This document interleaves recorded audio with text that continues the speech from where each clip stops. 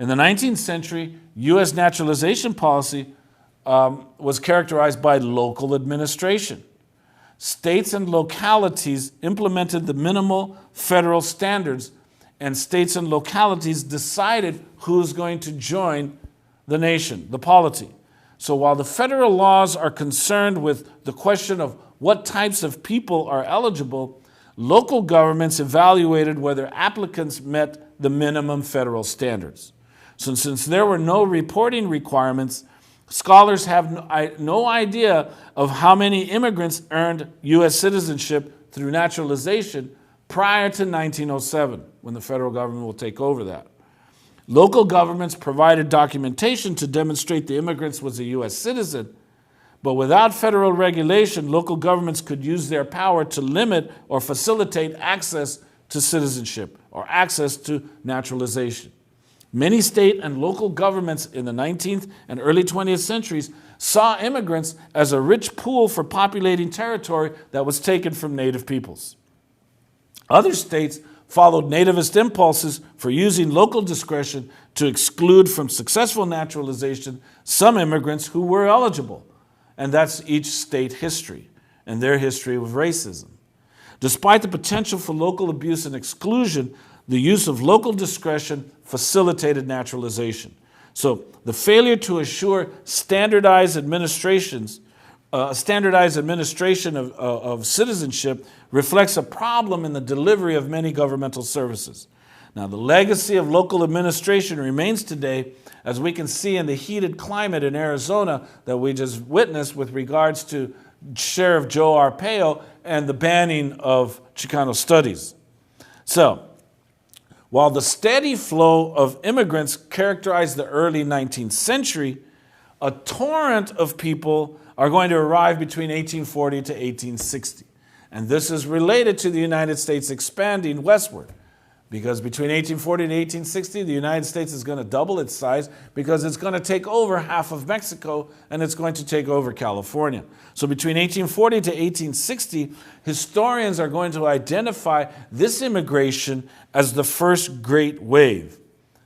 And as Gonzalez shares with you, whereas annual immigration levels had numbered approximately 14,000 in the 1820s, 16,000 in the 1830s, or 60,000, the pace is going to quicken to 171,000 yearly in the 1840s, and it's going to rise to 260,000 in the 1850s. So we're talking about a lot of immigrants coming into the United States. The surge in population came from the new national origins of the majority of the immigrants. Before this era, most immigrants and natives were Protestants. The majority in the first great wave are going to be Irish immigrants of the Roman Catholic faith and German immigrants of Jewish background. So we're going to have Irish Catholics and German Jews. So Irish Catholics and German Jews, with regards to Protestants, this just doesn't fit. You understand? Hopefully you'll recognize why there was Charlottesville. Now, cultural conflict is going to arise and economic competition is going to ensue.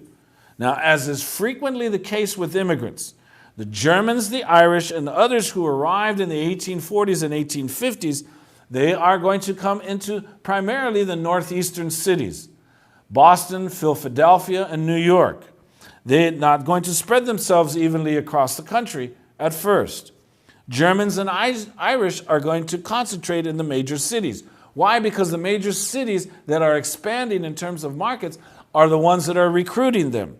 The growth of the cities and the increasing volume of immigrants created a new dynamic in the history of immigration.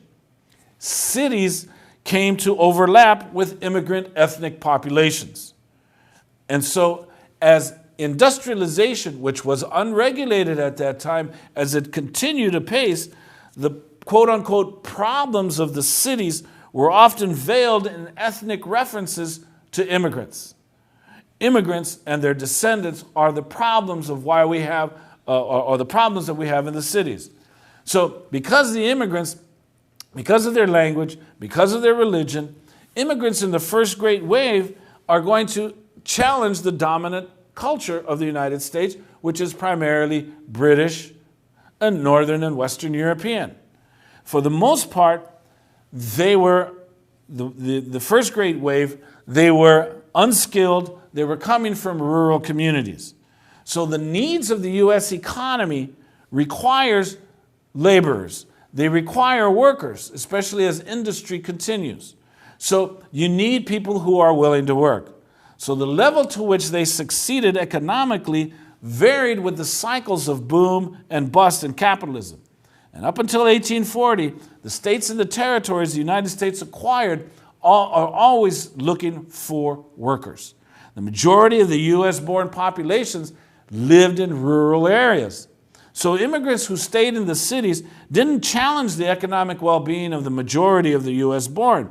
But as capitalism encouraged a faster pace of market development and industrialization, American values that were rooted in an agrarian lifestyle, in the farming lifestyle, in what was known as the Yeoman ideal, that was being demolished, especially in the Northeast.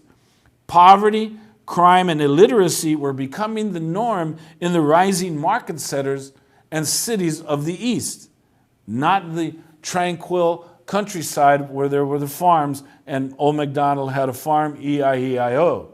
What was happening in the cities was poverty, crime, and illiteracy.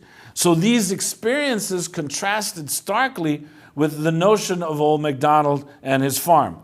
The traditions that were rooted in a rural experience, well, in the Northeast, they're being replaced by new exchange values of capitalism introduced by this rapidly expanding market economy.